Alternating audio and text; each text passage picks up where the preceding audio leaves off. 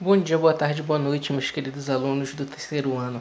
Aqui quem fala é o professor Paulo Afonso e a gente vai dar início a mais uma aula agora, mais um vídeo, para vocês entenderem um pouquinho dos assuntos e dar continuidade ao que a gente estava vendo nos nossos estudos. Se vocês quiserem acompanhar aí o livro de vocês, é o livro 2, a frente A, e é o lançamento oblíquo, tá bom? Então a gente vai entender como é que funciona o lançamento oblíquo quando a gente for fazer a análise, né? A gente vai ver que é como se fosse a junção dos dois movimentos, dos dois lançamentos que a gente estava vendo. Vai ter uma relação com o lançamento vertical para cima, aquele que o objeto vai até uma certa altura e desce, e também vai ter uma parcela do movimento horizontal, né? Aquele que o objeto vai para frente e vai caindo. Então, quando a gente for analisar esse movimento, é como se fosse junção, então não vai ser nada complicado da gente entender. E a gente vai ver que o objeto tem uma certa movimentação na vertical, ele sobe até uma certa altura e desce, como vocês podem ver, e também ele tem uma movimentação para frente aqui. É essa a ideia do lançamento oblíquo. A gente vai entender o quão longe a gente pode lançar um objeto, com que a angulação que ele pode ter em relação ao solo, a velocidade, enfim, é isso que a gente vai estar trabalhando aqui nessa aula. Então bora lá. Bom, então vamos lá dar continuidade ao nosso conteúdo e saber a respeito do lançamento oblíquo. A ideia do lançamento oblíquo é o seguinte: nós temos um projétil, pode ser uma bala, pode ser uma bola de futebol, pode ser o que for. Que a gente vai fazer o quê? A gente vai imprimir uma velocidade inicial nesse objeto, só que ele não vai nem só para frente e nem só para cima. Na verdade, ele vai no meio termo. Essa que é a ideia do lançamento oblíquo. Aquele que a gente não faz nem só para cima e nem só para frente. Se vocês observarem bem aqui, olha só o trajeto dessa bola. Ele faz esse arco de parábola bem aqui. Então, olha só. Se eu quisesse lançar ele verticalmente para cima, por exemplo, eu dava um chute em que... Bora supor que isso daqui seja uma bola de futebol. Então, eu dou um chute bem aqui nela só para cima. Então, a bola só iria lá no alto e depois ela iria descer, isso aqui na direção vertical, no eixo Y que a gente chama. Ou se eu desse só um peteleco nela para frente, o que ia acontecer? Ela ia rolar aqui para frente no eixo X e ia andar aqui no nosso eixo horizontal para frente. Seria isso que ia acontecer. Só que no lançamento oblíquo a gente une essas duas ideias. Então eu tenho um projétil, por exemplo, uma bola de futebol, lá o goleiro na meta dele, que ele vai chutar lá para a área, por exemplo, ele está bem aqui, aí ele dá um chute nessa bola. Só que quando ele dá um chute nessa bola, ele quer que passe por cima do atacante que está aqui na frente dele, para que chegue no atacante dele lá atrás, né? Esse daqui seria o atacante do time adversário, esse daqui seria o atacante do time dele lá na frente. Enfim, então o que ele faz? Ele tem que passar por cima desse cara. Mas ele também quer que a bola vá para frente. Então ele dá um chute na bola de forma que ela consiga subir até uma certa altura, depois descer, logicamente, porque a gravidade atrai ela para baixo, mas que além dela ir para cima e depois para baixo, ela vá para frente, né? Essa é a ideia então do lançamento oblíquo, aquele que a gente não faz nem só numa direção horizontal, nem só na direção vertical, bem aqui. Essa é a ideia do lançamento oblíquo. Então a gente tem que fazer algumas análises a respeito desse movimento. Geralmente o que eles vão te pedir é a altura máxima que essa bola vai chegar. Se tu olhar lá no jogo de futebol, por exemplo, o goleiro ele dá um chutão, aí a bola vai lá no alto, às vezes ela até some da câmera, ela para de aparecer, mas depois ela volta a aparecer de novo porque ela começa a descer. Então significa que daqui, por todo esse trajeto que ela faz bem aqui em azul que vocês estão vendo, tem um ponto em que ela chega que é a altura máxima, aí ela para de subir e ela começa a descer. E também vai ter o alcance. O que seria o alcance? Seria a distância máxima que essa bolinha vai conseguir chegar em relação a onde ela saiu. Então ela sai daqui desse ponto, mas ela vai chegar lá no atacante lá na frente, e então ela tem um certo alcance. Por exemplo, uma bola de canhão, se eu fosse dar um tiro, né, onde é que ela vai cair com maior distância? Tá, essa é a ideia do alcance. A maior distância que esse cara vai chegar em relação a onde ele saiu. Também vou te perguntar bastante isso nessas questões. Mas para nós fazermos todas essas análises que tem bem aí, entender como é que funciona esse movimento, a gente tem que pensar o seguinte, olha só. Nessa imagem aqui que a gente está vendo, a pessoa que chutou essa bola, continuando na ideia do futebol, o goleiro que chutou essa bola bem aqui, né? Ele não chuta essa bola nem só para frente e nem só para cima. Na verdade, ele chuta no meio termo. E essa bola, ela ganha uma certa velocidade inicial. Essa velocidade inicial aqui, ela está sendo representada, olha só. Ela é inclinada, tá vendo? Ela não é nem só para frente e nem só para cima. Na verdade, ela é tanto para frente quanto para cima.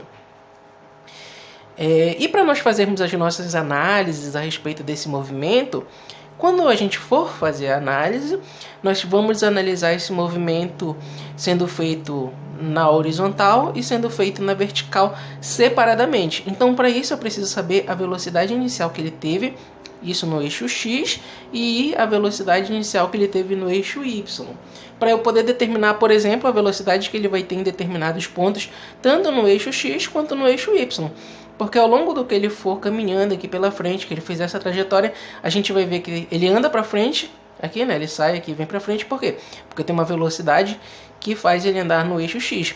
E a gente vai ver que ele sobe até uma certa altura e depois começa a descer depois que ele chega nessa certa altura. Por quê? Porque tem uma velocidade no eixo Y puxando ele aqui para baixo. Então a gente tem que fazer a análise desse movimento, mas para isso a gente precisa descobrir tanto a velocidade inicial que ele teve no eixo X, quanto a velocidade inicial que ele teve no eixo Y. E lembrando lá da regrinha de vetores que a gente já viu, assim como eu posso pegar dois vetores diferentes e transformar em um vetor novo, eu posso muito bem pegar um vetor sozinho, que esteja sozinho, e decompor em dois outros vetores. Então, para eu descobrir a velocidade inicial que ele teve sendo lançado para frente e para eu descobrir a velocidade inicial que ele teve lançado para cima, eu faço o quê?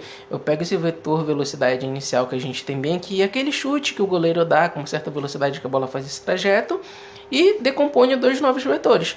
O vetor que seria correspondente ao meu eixo X, bem aqui. Então, olha só, a velocidade com que faz ele andar para frente, bem aqui que a gente chama de V0x, a velocidade inicial no eixo X, e também a velocidade inicial que ele vai ter no eixo Y, que faz ele ir lá para cima e depois de um certo tempo ela começa a descer. Mas nesse primeiro caso aqui é a velocidade que faz ele ir para cima, V0y. Então olha só, a velocidade inicial que ele tem andando para cima e a velocidade inicial que ele tem andando para frente, juntando as duas dá o vetor velocidade inicial, que é aquela velocidade que o goleiro chuta a bola. Tá? Essa é a ideia bem aqui. Então beleza, nós temos dois vetores que formando dá esse novo. Então pegando esses vetores bem aqui, fazendo essa análise, olha só, eu tenho um vetor bem aqui, V0x, na direção horizontal, na direção x. Eu tenho um vetor V0y, que é na horizontal, bem aqui. Na verdade eu só peguei esse y e passei aqui para o outro lado, tá? Não fiz diferença nenhuma, eu peguei ele do jeito que ele estava aqui para cima e para frente. Para cima e na vertical, e só mudei ele, né? Eu trouxe daqui para cá, para a gente formar um triângulozinho bem aqui, que vai ser bastante importante para a gente. E por último, eu tenho o vetor velocidade bem aqui, né? Na horizontal não, desculpa, na diagonal. Nem inclinado e nem... inclinado, né? Nem só na horizontal, nem só na vertical. Então, analisando esse triângulo bem aqui, como é que eu poderia determinar, então, a velocidade inicial no eixo Y e a velocidade inicial no eixo X? Para isso, a gente precisa lembrar justamente da nossa decomposição de vetores, tá bom? Que a gente tem bem aqui. E, pela nossa decomposição de vetores, quem seria o seno desse triângulo bem aqui? Com a velocidade... Isso a gente leva em consideração, desculpa, tá, gente? O ângulo que ele tem bem aqui entre essa velocidade inicial e o meu eixo horizontal. Então, esse triângulo, o ângulo que nos interessa é esse bem aqui. O que ele tem entre a velocidade inicial, aquela com que ele é lançado pelo jogador de futebol, lá pelo goleiro, e o nosso eixo horizontal. Beleza. Então, quem seria o seno desse triângulo? Bom, o seno de θ, que a gente sabe... ele é o cateto oposto pela hipotenusa. Desse caso bem aqui, quem é o nosso cateto oposto que está o ângulo? Nosso cateto oposto ao ângulo é o V0y, tá bom? Então olha só, é o V0y, que é o cateto oposto, dividido pela hipotenusa. A hipotenusa desse triângulo é o próprio V0. Beleza. E quem seria o cosseno desse triângulo que a gente tem bem aqui? O cosseno desse triângulo... ele é o cateto adjacente pela hipotenusa. O cateto adjacente, aquele que está junto ao ângulo, é o nosso V0x, bem aqui embaixo. Então, o cosseno de θ, o cosseno desse ângulo bem aí, ele é igual a V0x dividido pela hipotenusa. A hipotenusa também é o nosso V0. Agora, só que o que a gente quer dessa questão? A gente quer, na verdade, os valores de Vx e os valores de Vy. Então eu preciso isolar tanto o V0y quanto o V0x bem aqui. Se eu quero V0y, eu passo esse V0, a velocidade inicial, para o outro lado. Então V0y a gente pode determinar da seguinte forma, que V0y é a velocidade inicial de lançamento, aquela com que o goleiro chuta a bola inclinadinha lá, vezes o seno de θ, o seno do ângulo entre a velocidade inicial com que o goleiro chuta e a nossa velocidade inicial no eixo x. Geralmente eles vão te dar na questão e tu não vai ter problemas maiores com isso. E V0x?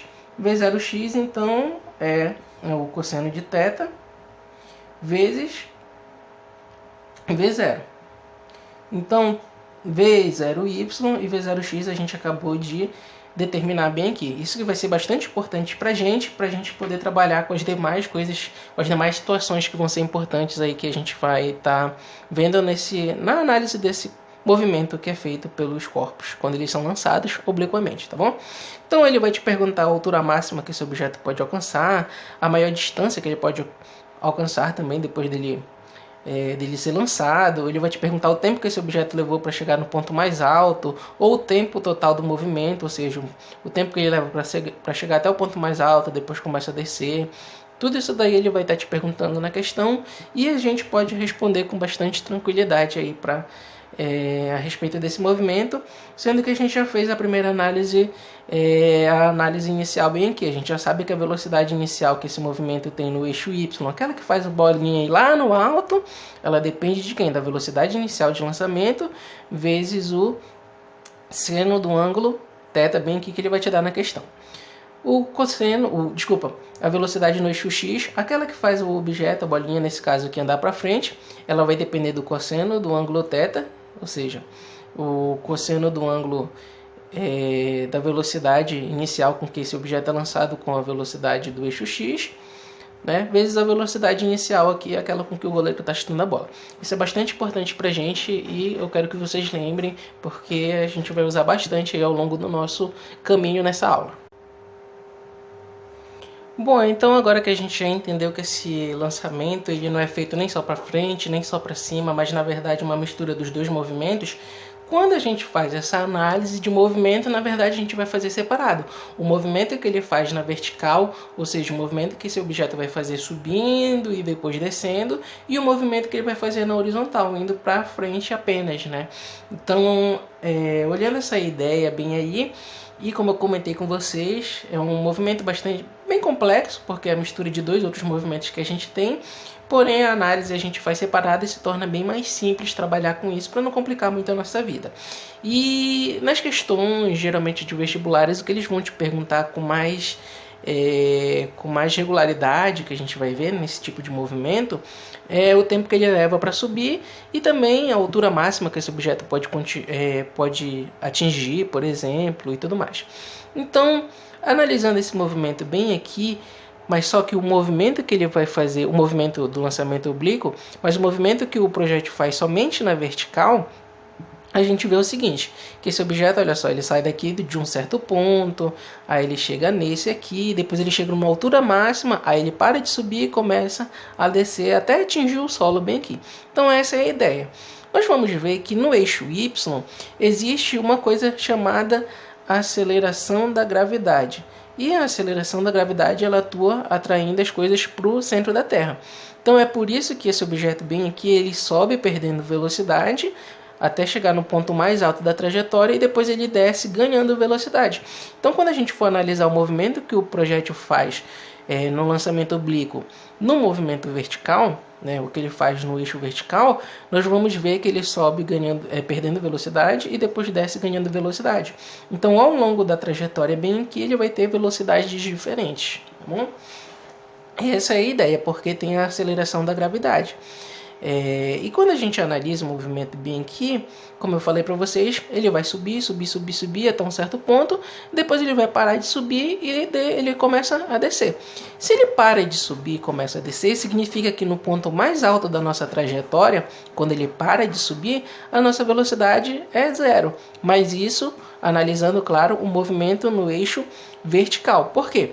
Porque ele para de subir e começa a descer. Mas ele tem a velocidade total dele é zero? Não, ele tem uma certa velocidade, que é a nossa velocidade no eixo x, que é a velocidade que faz ele andar para frente. Se não tivesse essa velocidade no eixo x bem aqui, o que ia acontecer com esse objeto? Ele ia, se zerasse toda a velocidade, se a velocidade nele nesse ponto mais alto fosse zero, ele simplesmente ia cair em linha reta aqui para baixo. Mas não é o que acontece, ele continua indo para a frente, porque tem a velocidade no eixo X, aqui puxando ele para frente. Mas ele para de subir e começa a descer. Então a velocidade no eixo Y, a que faz ele ir para cima e que faz ele ir para baixo, ela é zero no ponto mais alto da trajetória. Isso é bastante importante para vocês saberem. E nesse ponto aqui, ele inverte sentido de movimento, ele para de subir e começa a descer. Essa é a ideia. Beleza. Aí surge a indagação, então. Poxa, eu sei que ele leva um certo tempo para subir até essa altura mais alta. Enfim, ele leva um certo tempo para chegar nesse ponto mais alto e ele começa a descer. Qual foi o tempo que ele levou para chegar nesse ponto mais alto? Ou qual foi o tempo que ele levou para chegar nesse ponto mais alto e depois chegar no ponto mais baixo de novo? Qual foi o tempo total do movimento? São essas as ideias que eles vão estar te pedindo geralmente nessas questões. Então, para isso, a gente pensa no movimento que ele faz na vertical. Pensando no tempo de subida, eu preciso de uma equação que me dê o tempo, que tenha o tempo. Entre as equações que a gente tem e que tem o tempo, nós temos a da velocidade, no movimento uniformemente variado. Esse movimento que é feito na vertical, no lançamento oblíquo, ele é um movimento uniformemente variado. Por quê? Porque tem a ação da gravidade, né? A aceleração da gravidade. Por isso o movimento ele é uniformemente variado, aquele que tem uma aceleração e essa aceleração ela é constante. Beleza. Pensando no movimento na vertical e para o tempo de subida, pegando uma equação que a gente tem bem aqui no caso da velocidade, eu sei que a velocidade final vai ser igual à velocidade inicial mais a aceleração vezes o tempo. Só que eu quero essa velocidade final aqui, não é exatamente a velocidade com que ele vai atingir o solo. Eu quero a velocidade que a velocidade final seja a velocidade com que ele vai chegar no ponto mais alto, tá bom? Essa é a ideia. Então, se no ponto mais alto a velocidade ela é zero no meu eixo Y, claro, eu sei que esse cara aqui ele vai zerar. Por quê? Porque nesse ponto mais alto a minha velocidade é zero. Então, é zero é igual à velocidade inicial do movimento. Só que essa velocidade inicial a gente está analisando no eixo Y. Então essa velocidade é a velocidade inicial no eixo Y. A velocidade inicial aqui que faz ele começar a andar para cima. Beleza. Mas a aceleração, nesse caso, é a aceleração da gravidade vezes o nosso tempo. Só que a gravidade ela atua de cima para baixo. E esse movimento ele é feito de baixo para cima. Depois ele começa a descer até mesmo. Mas a gente considera esse movimento, tá bom? É muito importante que vocês saibam que nesse primeiro caso aqui, no nosso lançamento oblíquo, a gente considera o sentido da trajetória para cima. Então tudo que se move para cima está se movimentando a favor da nossa trajetória positivo. Como a aceleração da gravidade ela atua para baixo, ela está contra o sentido do nosso movimento. Então essa velocidade inicial bem aqui, né, vai ser igual a zero vezes a velocidade inicial menos a gravidade, porque a gravidade atua para baixo. Só que eu quero o tempo de subida, né? E o tempo então desse movimento é o tempo de subida. Se eu quero o tempo de subida, eu tenho que isolar ele. Então eu passo esses dois termos que estão multiplicando juntos bem aqui, mas eles estão negativos, para o outro lado eles vão passar positivo. Então a gravidade vezes o tempo de subida é igual à velocidade inicial. Portanto, o tempo de subida é igual à velocidade inicial dividido pela gravidade. Já que a gravidade está multiplicando, ela passa dividindo. Então quando a gente analisa esse movimento que é feito bem aqui no nosso vertical, olha só, ele chega até uma certa altura, só que eu sei que nesse ponto bem aqui, a velocidade dele é zero. Ele não tem velocidade no meu eixo vertical. Então, a nossa velocidade final aqui ela é zerada. Eu sei que a velocidade inicial é a velocidade com que ele é lançado aqui para cima no nosso eixo Y. Tá bom? E ele vai te dar na questão, logicamente, para te descobrir. E depende também da nossa gravidade, que está atuando no local.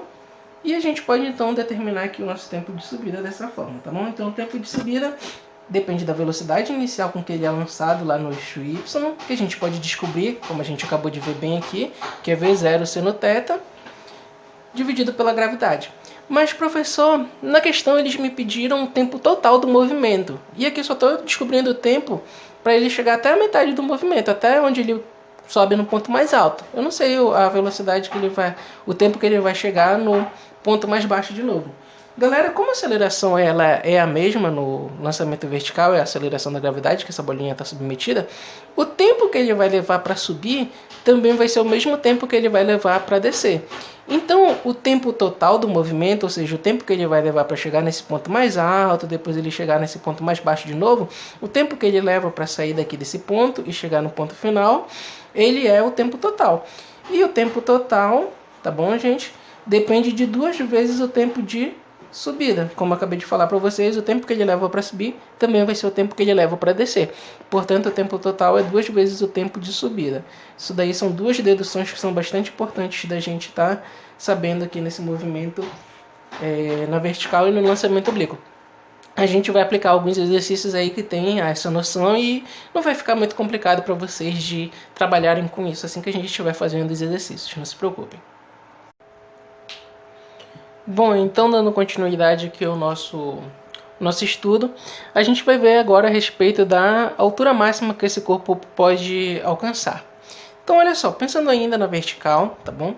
Já que é a altura máxima que ele vai conseguir alcançar. Imagina lá que a gente tem uma bola de futebol que é lançada pelo goleiro para que chegue lá no atacante dele e no meio do caminho a gente sabe que ela vai subir e depois ela vai começar a descer. Só que nesse meio termo bem aqui, a gente vê que ela consegue alcançar uma certa altura e depois ela começa a descer. Então tem uma certa altura máxima que essa bolinha pode alcançar e a gente pode determinar bem aí. Outra situação bastante importante que a gente precisa tá trabalhando aqui no nosso lançamento oblíquo. Então como é que eu tenho a noção de descobrir a velocidade, a altura máxima com que ela vai chegar lá no nosso movimento, tá bom? Então dependendo do chute do goleiro, do ângulo, né, e tudo mais. Mas pensando nisso, olha só, a gente sabe que na altura máxima, ou seja, no ponto mais alto dessa trajetória, a velocidade em y, ou seja, aquela velocidade que faz ele subir, que faz ele descer, é 0, porque ele para o movimento dele lá em cima e ele começa a descer. E lá nesse ponto mais alto, olha só, como eu acabei de falar para vocês, a gente tem uma certa altura, e essa altura a gente chama de altura máxima. Se eu não soubesse o tempo que ele leva para chegar até essa altura máxima, por exemplo, eu poderia determinar ela pela nossa equação de Torricelli, aquela que não depende do tempo no movimento uniformemente variado que a gente já viu. Já que aqui tem a aceleração da gravidade, é um movimento uniformemente variado. Beleza. Então olha só. Aqui nesse caso, por exemplo. Então qual é a velocidade no eixo y que ela vai ter nesse ponto mais alto? Bom, essa velocidade no ponto y, no ponto mais alto, a gente acabou de descobrir que é 0.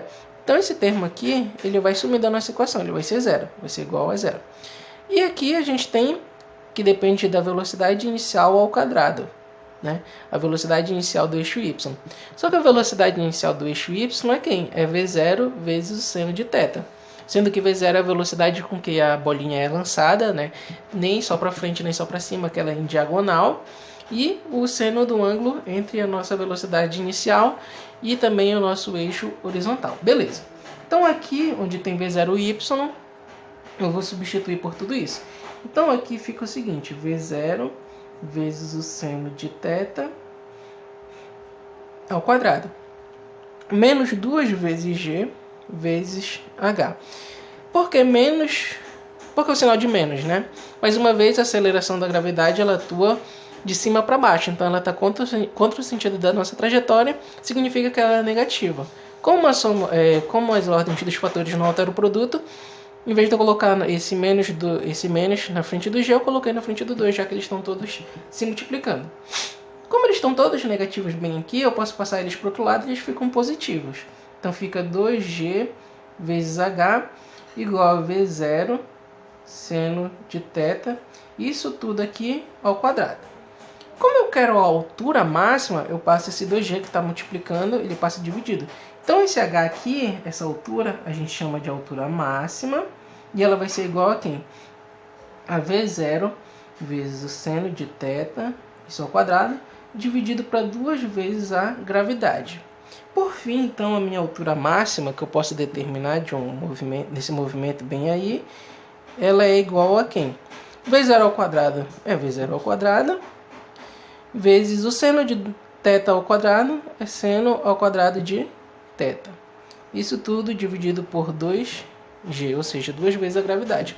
Então, para eu determinar a altura máxima bem aqui com que esse projétil vai alcançar, dependendo da velocidade que ele for lançado e tudo mais, a gente vai ver que a altura máxima depende de quem? Da velocidade inicial de lançamento, aquela com que o goleiro chuta a bola, com que ela vai inclinada, tanto indo para frente quanto para cima, vezes o seno do ângulo que essa velocidade inicial tem com o eixo horizontal, dividido por 2 vezes a gravidade. Então essa aí é a ideia desse movimento, tá bom? Então, quando a gente analisa o movimento na vertical, a gente vai ver que ele tem um tempo de subida, mas ele também tem um tempo total, ele chega num ponto mais alto, depois ele desce, e também tem a altura máxima com que ele vai estar alcançando. O tempo de subida eu posso achar por V0y dividido pela gravidade. O tempo total, basta eu pegar esse tempo de subida e eu multiplicar por 2, porque eu sei que o tempo que ele leva para subir é o mesmo que ele leva para descer. E por fim, a altura máxima eu posso determinar por essa expressão bem aqui, né? Então eu posso determinar a altura máxima que esse objeto vai conseguir alcançar aí depois dele ser lançado. Por fim, gente, mas não menos importante, olha lá, o nosso tempo de subida que a gente acabou de determinar bem aqui, ele é V0y sobre g. E quem é V0y? V0y a gente acabou de ver que é a velocidade inicial vezes o seno do ângulo. Então, o tempo de subida ele também pode ser determinado da seguinte forma, que é V0 vezes o seno de θ dividido pela gravidade. Isso é uma outra forma de determinar esse tempo de subida, tá bom? E o tempo total? Já que o tempo total é 2 vezes o tempo de subida, então eu posso dizer que o tempo total, ou seja, o tempo que o corpo leva para sair daqui desse ponto e chegar nesse outro ponto bem aqui, ele é igual a 2 vezes o tempo de subida. Beleza. O tempo de subida que a gente acabou de ver é quem? É V0 vezes o seno de θ dividido por g. Então é isso que multiplica tudo isso dali. Que multiplica V0 vezes o seno de θ dividido por g. Quando a gente multiplica tudo isso daí, o tempo total, então, nada mais é do que 2 vezes V0 vezes o seno de θ dividido pela gravidade. Não é nada diferente do que a gente acabou de ver, mas é uma maneira diferente da gente estar trabalhando bem aqui, porque às vezes nas questões eles podem te dar simplesmente a velocidade inicial e o ângulo com que ela tem com a horizontal. Aí tu já pode saber logo de cara o tempo de subida, né, que ele vai ter aí no jogo de futebol, no lançamento de uma bola, enfim, tudo que a gente vai estar analisando bem aí, a gente vai ver que vai ser bastante útil quando a gente fazer algumas aplicações de exercícios no nosso estudo bem aí. Agora a gente vai analisar o movimento na horizontal e a gente vai ver como é que essa bolinha funciona, né? Como é que esse projétil funciona quando a gente analisa o movimento que ele faz na horizontal. E a gente vai ver que é bem mais simples. Bom, então agora que a gente já entendeu mais ou menos o movimento, como é que ele funciona, isso na parte vertical desse movimento, então a gente pôde determinar que quando ele é lançado com uma certa velocidade, ele alcança o ponto mais alto, ele tem uma certa altura, o tempo que ele leva para subir, né, e tudo mais. Mas isso fica a cargo do movimento que ele faz na vertical, ou seja, subindo e depois descendo. Agora a gente vai estar se preocupando bastante com que tipo de movimento e o que ele vai fazer aqui no nosso eixo horizontal. Então a gente vai analisar o movimento que o projétil, nesse caso considerando ainda a bolinha de futebol que eu falei para vocês, que é chutada por um goleiro, o movimento que ele vai fazer aqui na frente. Então o goleiro ele pode chutar a bola e essa bola pode chegar lá no outro goleiro, se ele chutar com muita força, dependendo do ângulo também, mas essa bola pode chegar só até o meio do campo, essa bola pode chegar bem próximo do goleiro, bem longe do goleiro, então vai depender da força com que ele chuta, né, com que velocidade essa bola vai ter, e também depende do ângulo com que ele chuta e tudo mais. E essa é a ideia do alcance. O que seria o alcance, então? A distância entre o ponto onde esse objeto foi lançado, essa bolinha de futebol, nesse caso que eu estou dando de exemplo para vocês, e o ponto final onde essa bolinha chegou, ou seja, onde ela caiu. Então a distância entre esses dois pontos, onde ela chegou e da onde ela saiu, é o que a gente chama de alcance, né? Então essa bola vai ter um certo alcance, eu posso chutar essa bola até uma certa distância. Essa que é a ideia. Quando a gente analisa o movimento que tem bem aqui desse projétil, a gente vai ver que ele, olha só, sai daqui, mas ele pode chegar num certo ponto bem aqui e num outro ponto bem aqui. E quando a gente analisa esse movimento que ele faz na horizontal andando bem aqui, a gente vê que ele tem uma certa velocidade que faz ele andar para frente, que a gente chama de velocidade no eixo X. E analisando esse movimento, a análise que a gente faz é a seguinte, que os corpos geralmente eles vão ser bem aerodinâmicos, então eles não vão apresentar resistência com ar, ou se apresentarem, nós podemos considerar ela como desprezíveis. Significa então que no movimento que ele faz na horizontal, saindo daqui e chegando até aqui nesse ponto, analisando ele, nós vamos ver que não tem nenhuma força empurrando ele para trás e nenhuma força empurrando ele para frente. Então, esse movimento bem aqui que ele vai fazer na horizontal, andando aqui em linha reta, como se ele estivesse andando em linha reta, a gente vai ver que a velocidade dele nesse eixo horizontal permanece constante, né? Então, se a gente projetasse a sombra desse vetor bem aqui, por exemplo, a sombra dele bem aqui antes dele encostar o solo, e a sombra que ele tinha bem aqui no movimento inicial dele, a gente vai ver que a velocidade ao longo desses pontos, né, por onde ele passa bem aqui, em cada um desses pontos que ele vai passar, se a gente fosse analisar a sombra desse movimento, que é justamente o movimento que ele vai fazer na horizontal, a gente vai ver que essa velocidade dele ao longo do movimento no eixo horizontal apenas vai permanecer constante. Mas no eixo vertical que a gente acabou de ver, a velocidade dele vai variando, porque ele vai subindo e depois ele vai descendo. Mas a gente está analisando agora o movimento que ele faz na horizontal, tá bom? Então essa é a ideia. Se a velocidade ela permanece constante, a gente chama isso de movimento uniforme, como a gente já estudou nas outras aulas. Então a velocidade inicial com que ele teve no eixo X, a velocidade com que ele vai ter nesse ponto bem aqui e a velocidade com que ele vai ter nesse ponto bem aqui, quando a gente analisa horizontalmente, nós vamos determinar que elas vão ter o mesmo valor. Então olha só, esse vetor inicial que eu tenho bem aqui é o lançamento dele, então é a velocidade com que o goleiro chuta a bola. Mas eu sei que essa velocidade ela pode ser decomposta, olha só, na velocidade com que faz ele andar para frente, que a gente chama de V0 X, a velocidade inicial no eixo X, que faz ele andar aqui para frente, e também tem uma parcela da velocidade que faz ele subir lá até uma certa altura, que a gente chama de velocidade inicial no eixo Y. A junção dessas duas dá esse vetor bem aqui, que é a velocidade inicial com que ele é lançado, com que ele é chutado pelo goleiro. Beleza.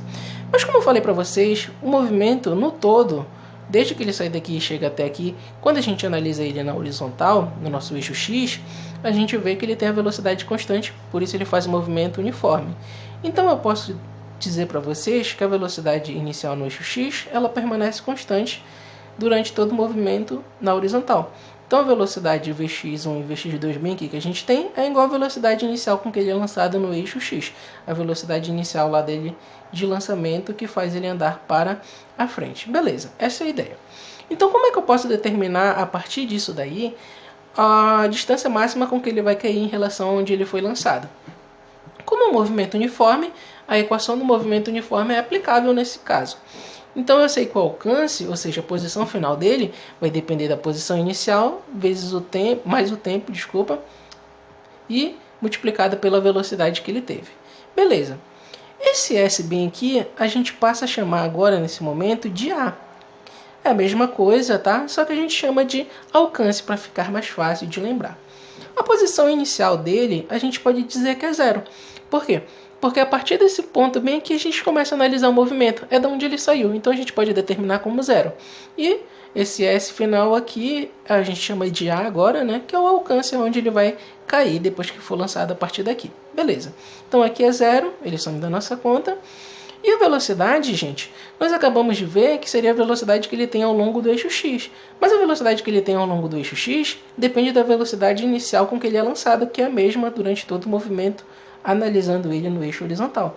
Então essa velocidade bem aqui, ela nada mais é do que a velocidade inicial de x, e isso vezes o tempo.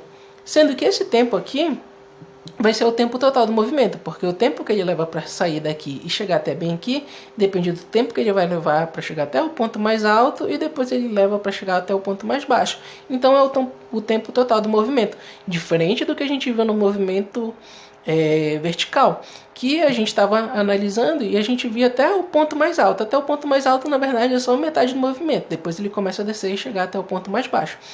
Mas na horizontal a gente leva em consideração o tempo total, o tempo que ele leva saindo daqui do ponto inicial e chegando no ponto final, essa é a ideia. Então esse tempo aí do movimento, na verdade, é o tempo total. Beleza, então esse é o nosso alcance. Isso é uma forma de determinar o nosso alcance se a gente tiver a velocidade inicial com que ele é lançado no eixo X e o tempo total do movimento. Se nós não tivermos esses fatores, a gente pode determinar esse alcance de outra forma.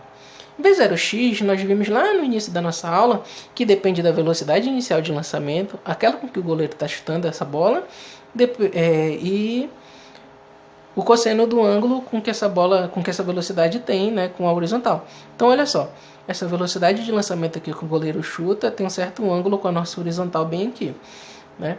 Essa é a ideia. Então, o nosso alcance ele vai ser quem? V0x, eu já sei que é a velocidade inicial de lançamento vezes o cosseno de θ. Então eu vou substituir aqui. E o tempo total, eu vi que o tempo total, na verdade, é 2 vezes o tempo de subida. Beleza, vezes 2 vezes o tempo de subida. Destrinchando mais essa fórmula bem aqui, a gente vai ver então que o alcance, na verdade, ele é a velocidade inicial vezes o cosseno de θ, vezes 2 vezes, e o tempo de subida eu sei que é V0 vezes o seno de θ dividido por G. A gente acabou de ver agora há pouco. Então, olha só, aqui onde tem o tempo de subida eu vou substituir por essa expressão. V0 vezes o seno de θ dividido pela gravidade.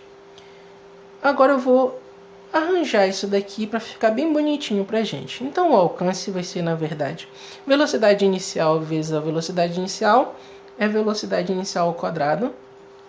O 2 não multiplica com ninguém, então ele continua bem aqui bonitinho. E eu tenho cosseno de θ e seno de θ. Aí eu coloco um atrás do outro. Cosseno de θ vezes o seno de θ bem aqui. Isso tudo dividido pela gravidade. Por fim, e ufa, o nosso alcance vai ser o seguinte. A matemática me diz que toda vez que eu tiver 2 vezes o cosseno de θ vezes o seno de θ, para simplificar, para eu não ter que escrever tudo isso daqui e me cansar, eu posso simplesmente escrever como seno de 2 θ, desculpa. Então a matemática lá da trigonometria que vocês amam tanto, né, ela me permite dizer que toda vez que eu tenho 2 vezes o cosseno de θ vezes o seno de θ, vai ser igual a seno de 2 θ, tá bom? Só para economizar na hora da escrita, para sobrar tinta na tua canetinha lá, é a mesma coisa. Então, por fim, o nosso alcance vai ser o seguinte. Vai depender da velocidade inicial de lançamento ao quadrado, sendo que a velocidade inicial é aquela com que o objeto é lançado, né, com uma certa altura, com certo ângulo e tudo mais, tá bom? Aquela com que o goleiro está chutando a bola, com que o canhão é lançado, enfim, ele vai te informar na questão. Vai depender também, então, do seno de 2 θ, tá bom? Sendo que o θ é o ângulo entre essa velocidade aqui e a nossa horizontal, esse ângulo θ bem aqui, também vai ser informado na questão. Isso tudo, gente, dividido pela gravidade, tá? Então esse daqui é o nosso alcance e a gente pode chamar também de alcance máximo. Com isso eu posso determinar a máxima distância com que um corpo pode cair em relação a onde ele foi lançado, dependendo do ângulo que ele for lançado, da velocidade com que ele for lançado. Também essa é a ideia. Se eu quero determinar só o alcance, sem ser o alcance máximo, um alcance qualquer, desculpa, basta pegar a velocidade inicial no eixo X e multiplicar pelo tempo total. Aqui a gente não tem ângulo, a gente não tem nada. A gente só pode determinar a distância com que esse objeto vai cair. E aqui a gente pode determinar o alcance máximo, dependendo do ângulo, dependendo da velocidade com que esse objeto é lançado, tá? Por fim, olha só, analisando bem aqui, nós podemos constatar, desculpa, a gente pode comprovar que toda vez que eu tiver um ângulo de 45 graus, eu posso ter o alcance máximo com que um corpo vai conseguir ser lançado. Então, pela matemática, nós podemos comprovar que toda vez que eu for lançar alguma coisa que eu quiser que ele vá bem longe, eu preciso lançar ele com 45 graus. Por quê? Porque se eu colocar aqui, então θ, né, seria igual a 45 graus. Só que é 45 graus e tem esse 2 bem aqui que está multiplicando esse 45. Então, 2 vezes 45 é igual a 90 graus nesse caso. Então seria o seno de 90 graus, que seria 1, tá? Multiplicando pela velocidade ao quadrado, velocidade inicial ao quadrado dividido pela gravidade, a gente vai ter o nosso alcance máximo. Então é bastante comum também eles perguntarem nas questões qual é o ângulo que eu preciso lançar um objeto para que ele tenha um alcance máximo de 45 graus, porque essa fórmula bem aqui me permite dizer que toda vez que o seno do ângulo bem aqui der 1, né, o seno der 1, a gente vai ter o alcance máximo. Né? Se a gente tiver meio, vai ser metade, enfim, vai depender das questões. Tá? Mas essa é a ideia. Então, por hoje é só. Fiquem com Deus, lavem as mãos. O professor está com bastante saudade aí de estar na aula presencial com vocês, que é mais legal para tirar bastante dúvidas. Mas eu creio que se vocês tiverem alguma dúvida, alguma indagação, vocês podem perguntar para mim através do meu WhatsApp que vocês têm, né? E vocês também podem tá revendo o vídeo, voltar num ponto que você não entendeu, veja com bastante calma, né? Essa daí é a ideia da videoaula, para que você que está com um pouquinho de vergonha de perguntar para mim lá na sala, tu pode voltar aqui tranquilamente. Então é isso, gente. Fiquem com Deus, até a próxima aula. Façam as questões que tem pra gente fazer bem aí. E a gente também eu vou resolver alguns exercícios aqui com vocês. E vocês vão ver que isso daqui o que a gente acabou de ver nessa aula é pura matemática. Mas quando a gente aplicar lá nos exercícios, vai ser bastante fácil da gente estar trabalhando. E eu vou tirar bastante dúvida de vocês. Isso daqui é a parte chata mesmo, a parte da matemática, que a gente tem que aprender por que a gente chega nessas equações e tudo mais. Mas quando a gente aplica no exercício, fica bem fácil de entender e mais fácil de trabalhar também. Então até a próxima aula, fiquem com Deus e foi isso.